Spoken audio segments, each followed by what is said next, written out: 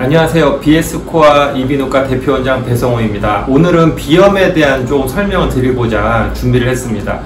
보통 오셔가지고 비염에 대해서 물어보시면 본인은 알러지성 비염이라고 얘기를 하세요. 그러니까 우리나라가 이게 비염에 대한 이미지가 어떻게 되어 있냐면 비염 이꼴 알러지성 비염이라고 설명이 됩니다. 근데 실은 그렇지 않거든요. 비염이 다 알러지성 비염은 아닌 거예요. 비염의 종류 중에 일부가 알러지성 비염인 거예요. 그래서 그냥 의사 선생님들이 말 편하게, 그냥 이해하기 편하게, 우리가 뭐 기침으로 와도 감기라 그러고 콧물 나도 감기라고 하는 것처럼 비염은 알러지성 비염이랑 동일시하는데 전혀 다릅니다. 그러니까 오늘은 그에 대한 설명을 잠깐 해드리도록 하겠습니다.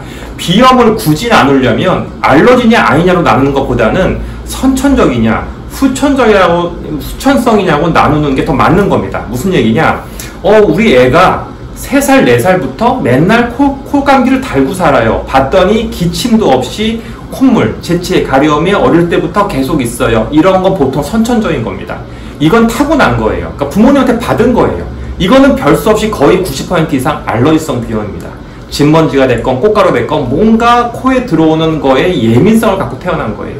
그런데 이런 게 아니라 자기는 멀쩡했어. 중학교, 고등학교, 사춘기 다 지나서 성인이 되는데 갑자기 비염이 생겼어. 이런 건 후천성 비염입니다. 이런 경우에는 대부분의 경우가 알러지성 비염 가능성은 별로 없다라는 거예요. 자, 무슨 얘기냐? 아까 말했지만 알러지성 비염은 체질적인 거거든요. 그럼 이미 어린 나이에 접촉하면 바로 생기는 거예요. 복숭아 알러지 어렸을 때 먹으면 생기는 거예요. 그런데 그걸 다 지나고 나서 멀쩡하게 어른이 되어 생겼다. 그건 코를 너무 오래 잘못 사용하신 거예요. 우리가 이빨을 잘못 쓰다 보니까 썩는 거, 이거 후천적인 거죠. 허리를 잘못 쓰다 보니까 디스크가 다 후천적인 거예요. 이빨이 선천적으로 나쁜 사람도 없고요. 디스크가 선천적으로 나쁜 사람도 있지만 굉장히 드문 거예요. 그러니까 우리 나중에 어른이 돼서 생긴 비염은 대부분 후천성 비염입니다. 그럼 뭐를 잘못 썼느냐? 이걸 아셔야 돼요. 뭐를 잘못 쓴 거냐면 코의 구조가 안 좋은 분들이 있어요. 가장 대표적인 게 비중격 만곡증이에요. 코의 오른쪽과 왼쪽으로 나오는 가운데 막이 휘어져 있는 거예요. 그러면 안쪽 코가 짝지혜가 돼요. 구두굽이 서로 다른 걸 신고 다니는 거예요. 그럼 무조건 무릎이랑 허리가 안 좋아져요. 코도 마찬가지예요. 짝재인 코를 갖고 계신 분들이 전 국민 중에 반 이상이세요. 그렇게 되면 결국 그 짝재인 코를 오랫동안 쓰게 되면 양쪽에 살이 있는데 이게 비대칭으로 붓게 돼요. 그러면서 점점점 구조가 좁아지게 돼요. 그 좁아지는 게 어느 선을 넘어가게 되면 비염이 됩니다. 이걸 후천성 비염이라고 그래요. 그래서 오늘은 여러분들이 기억하고 계신 건 뭐다? 비염은 다 알러지성 비염은 절대로 아니다.